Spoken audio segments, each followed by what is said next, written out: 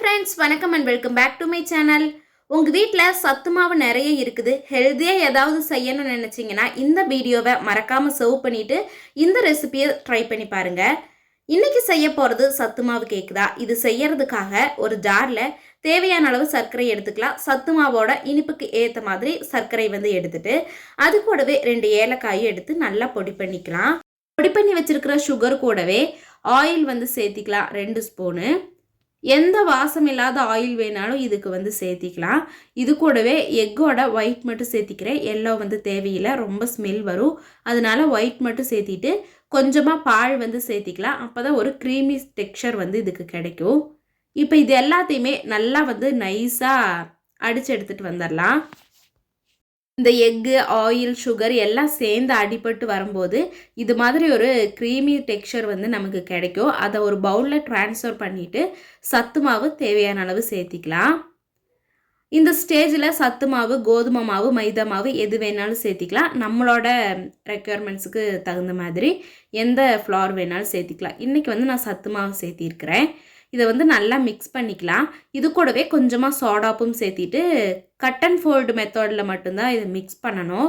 எப்போவுமே கேக்கு நல்லா சாஃப்டாக வர்றதுக்கு ஒரே ஒரு டைரெக்ஷனில் மட்டும்தான் மிக்ஸ் பண்ணணும். அது கட் அண்ட் ஃபோல்டு மெத்தடில் மிக்ஸ் பண்ணணும்னா கேக் நல்லா சாஃப்டாக வரும். இதை இனியொரு டைரெக்ஷனில் நம்ம மிக்ஸ் பண்ணக்கூடாது. அப்படி மிக்ஸ் பண்ணணும்னா கேக் சாஃப்ட் இல்லாமல் ஆயிரும். இப்போ கேக் பேட்டர் ரெடி ஆயிடுச்சு.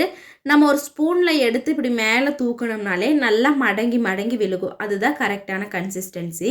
இப்போ ஒரு குக்கரில் கீழே மணல் அப்படி இல்லைன்னா உப்பு சேர்த்திட்டு 10 மினிட்ஸ் ப்ரீஹீட் பண்ணி எடுத்துக்கலாம்.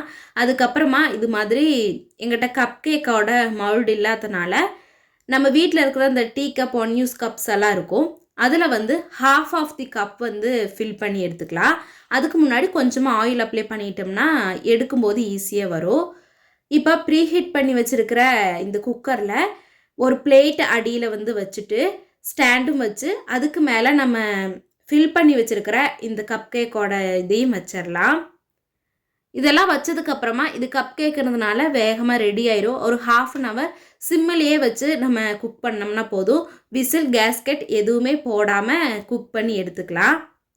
1/2 hourக்கு அப்புறமா இது மாதிரி ஏதாவது ஒரு ஸ்டிக் வச்சு நம்ம நல்லா ஹோல் போட்டு பார்த்தோம்னா இந்த ஸ்டிக்கில் கொஞ்சம் கூடி ஒட்டவே ஒட்டாது. அதுதான் கரெக்டான கன்சிஸ்டன்சி.